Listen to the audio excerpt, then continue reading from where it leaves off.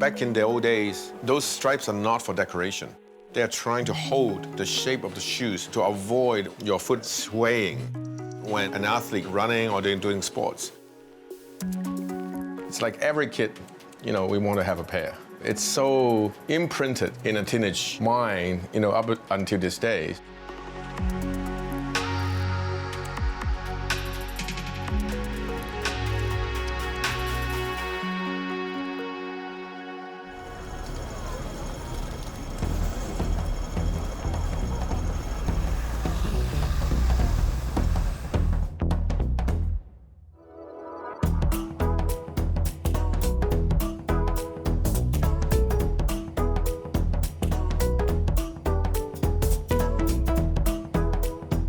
My mom just brought me to the sneaker street.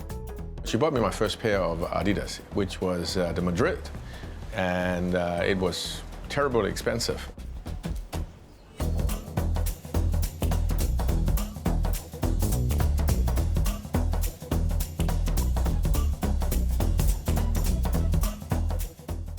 That was the pair that I always wanted when I was a kid, but I never got a chance to afford it. It's so comfortable. And it's so precious, knowing that if I wear them out, I probably won't get another pair.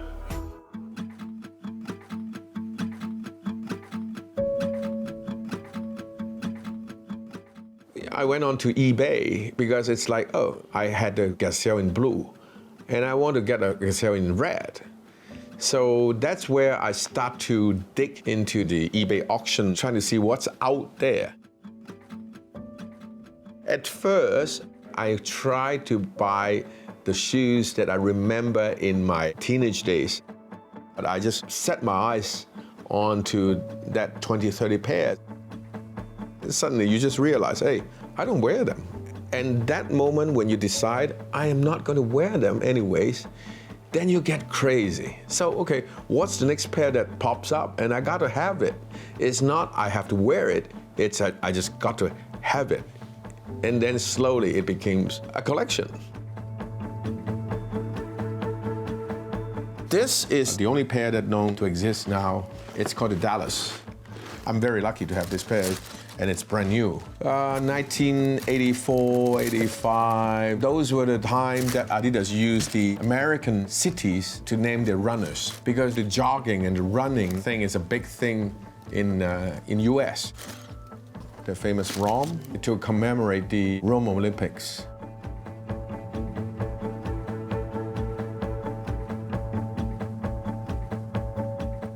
This is the first shoes that has a computer, that has like a pedometer to count the steps and the miles you had run on it. In those days, we didn't even have personal computers.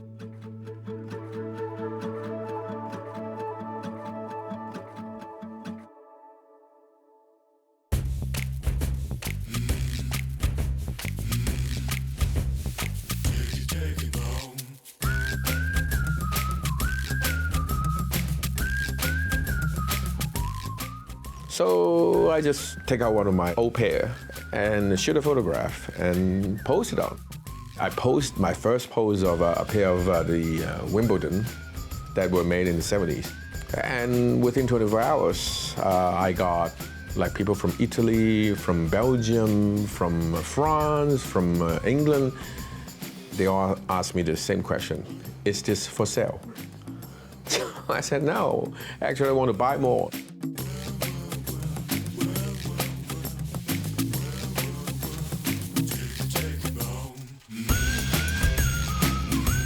I thought I was the odd one, collecting old shoes.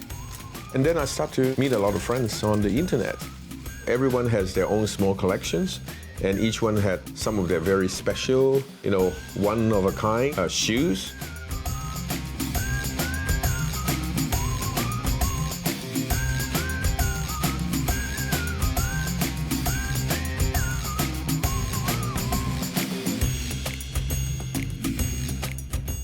I'm more interested knowing the history, the knowledge behind each and every pair. What does that mean? Why it came to exist? And to make a book that's worthwhile for people to have a better understanding of all the different series of the shoes.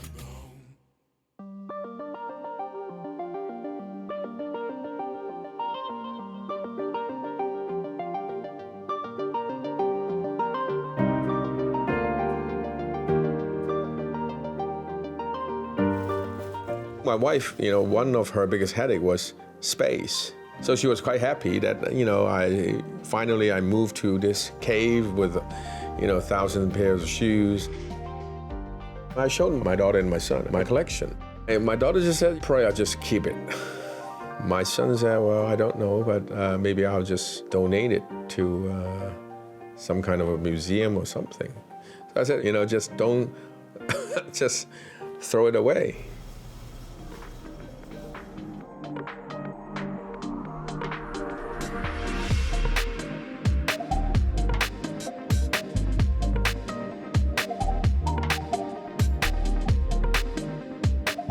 Every now and then, they have some breakthroughs in technologies. They have some really meaningful products. I feel I'm obliged to keep a pair because that could be a very important part of the history in the long run, in the future.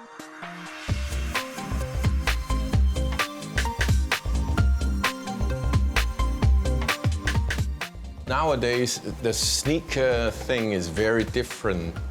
Originally, Adidas was like a sports brand. Specifically, these shoes were designed for like a training shoes, like a tennis shoes. That's the attraction to me about understanding the whole sneaker development. I see myself as keeping a good heritage of where the brand originally was, and that's where they make them so successful.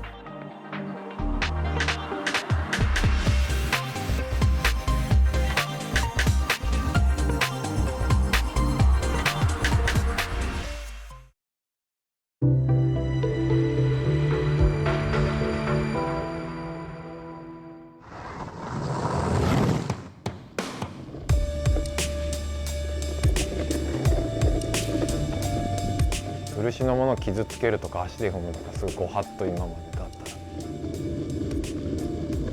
たら。だけど傷はつくけどその傷がデザインになるとか自分のものに育つ。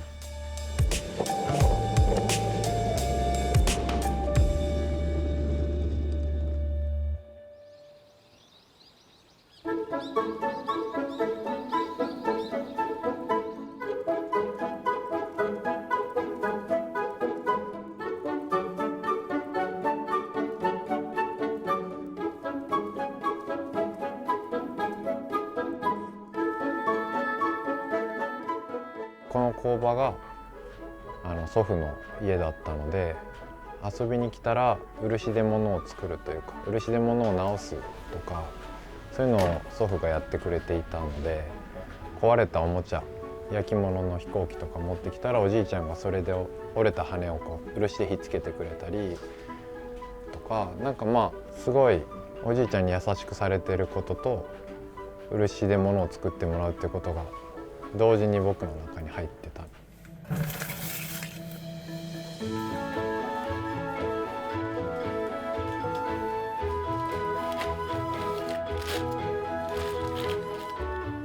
僕の曽祖父である朝吉が今この工場がある場所で漆屋を始めました。自分の思う漆っていうものの魅力は自然と人のつながりというか循環可能な素材である漆であったりとか自然素材から物をいただいていること自然素材から物を作っていることとか人の肌とすごく馴染むんですよね。漆って水分持ったまま固まる唯一の塗料なんで人間が体が水分でできていて自分に近いものを気持ちいいって感じる。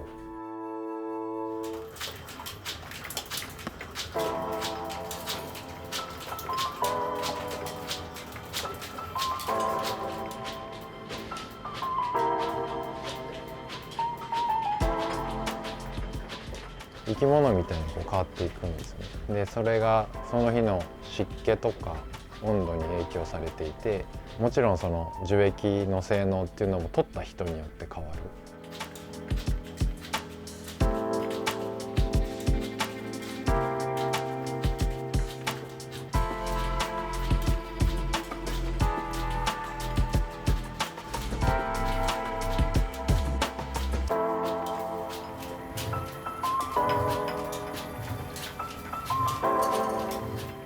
漆がすごい弱いっていうイメージ多分ある。すごく大事、丁寧に扱わなきゃいけないのは間違いないんですけど、漆って本当はすごく強くて、酸とかアルカリとかかけてもびくともしないし、例えば器しかないとかっていうことになっちゃってるから、僕は漆ってこんな使い方できるんだよ、数量が500トンが23トンになるとか、そういった現象をこう目の当たりにしてる中で、漆の本当の価値みたいなのを伝えたいなと思って。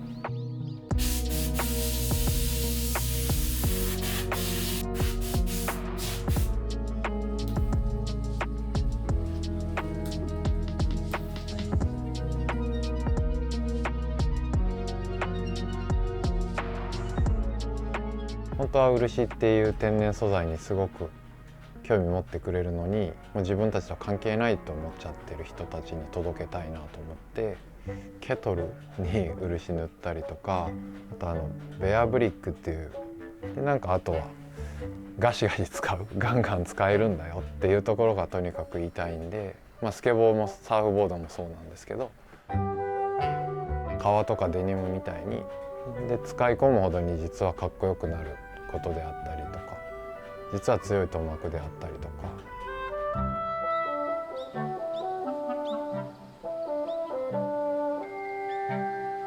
ここで漆の苗木を育てています。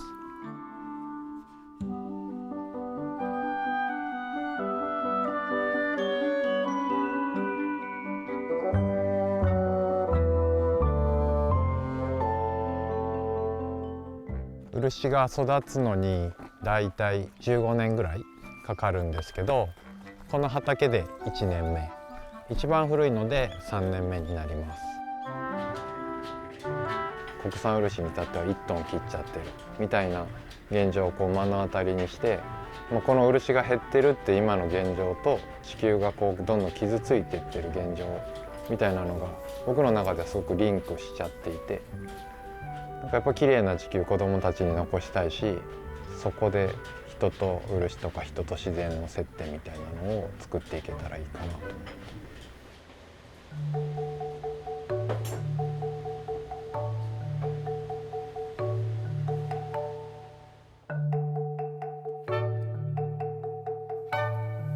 漆の生成でタイミングとか、とにかくすごく難しい、未だに難しい。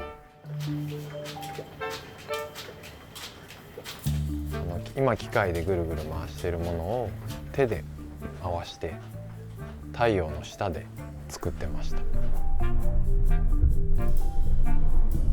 その時の漆っていうのはやっぱり艶を出すこととかもすごく難しくて、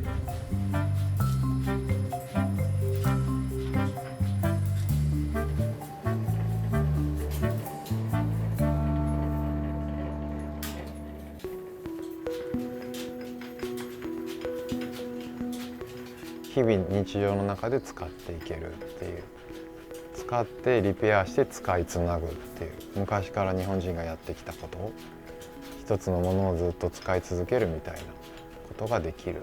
もうなんか不思議がいっぱいでめちゃめちゃ好きですね。じいちゃんからたくさんの愛情とともに漆をもらった自分がやらせてもらえる仕事、自分が楽しみながら自分育ててくれたものをこう次の世代につなぐみたいなことができたらいいかなとは思ってます。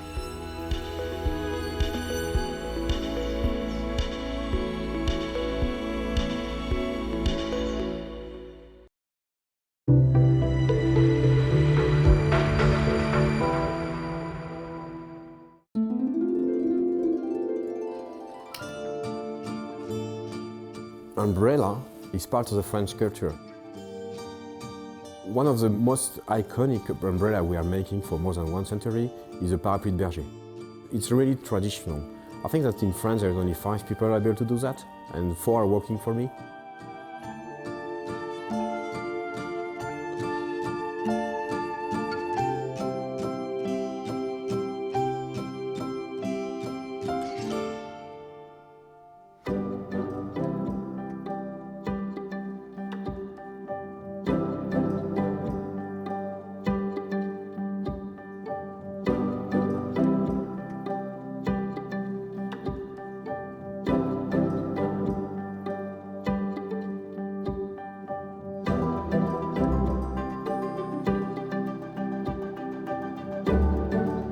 This is my grandfather that created this company. The legacy of Maison Piganiol is quite important because we exist for more than 130 years. I only cooperate with my grandfather, father and mother because my grandfather was working in the 70s, my father was working in the 90s, and I joined around the year 2010. I made the decision to join this company because I wanted to last this legacy for at least one more generation, and that was really my goal. If you see in the street a Maison Piganiol umbrella, you would recognize it for sure. For women, because it's shiny, the color and the design is all around. And for men, it's highly fashionable umbrella, best quality we can find. Piganiol umbrella is a reliable umbrella you will keep for at least 20 years. For example, I still repair umbrella coming from my grandfather.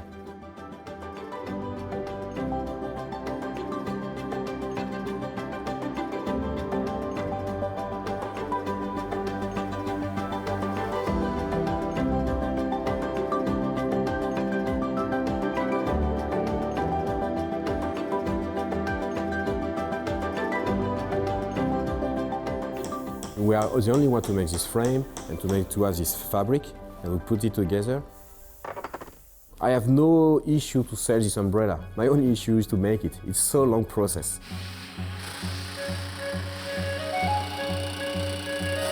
The process to make parapluie de berger remained exactly the same for the last 5 generations. When we started in 1984, we were making this umbrella. Today we are doing exactly the same.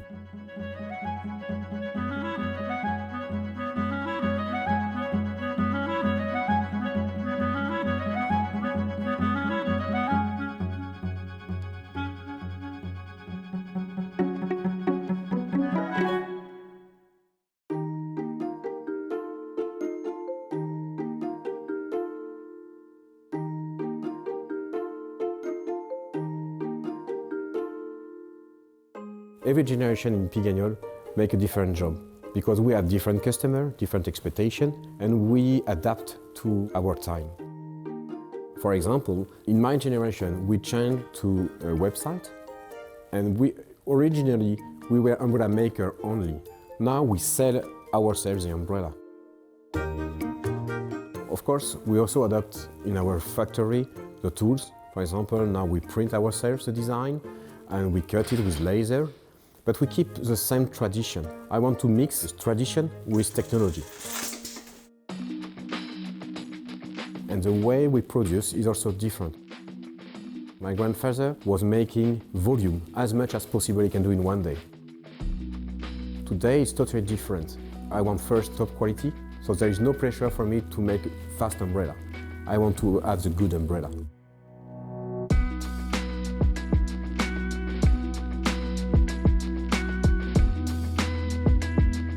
Alors, je travaille ici depuis 14 ans.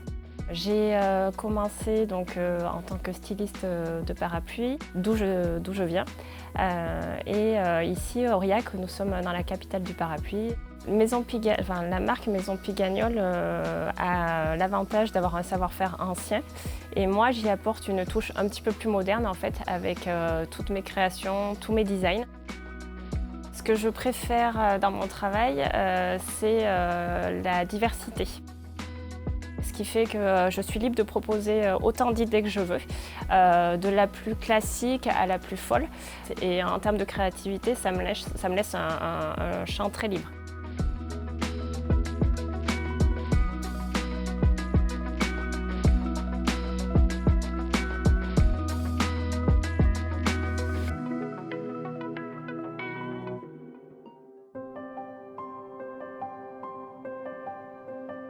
Donc le style de la Maison Piganiol, sa marque de fabrique, ça va être la couleur et ça va être une diversité de motifs. On va pouvoir avoir aussi bien des motifs fleuris que des motifs géométriques. À chaque saison, je renouvelle les gammes. Donc d'une saison sur l'autre, on n'aura jamais le même modèle, on n'aura jamais le même motif, on n'aura jamais les mêmes couleurs. Tout est nouveau à chaque saison. Donc pour la prochaine collection printemps-été 2023, nous avons 2 thèmes. un thème très moderne et très frais avec des couleurs très vives qui s'appelle Illusion. Et on a un second thème qui, lui, est plus tourné vers les tropiques, qui va s'appeler Célébration.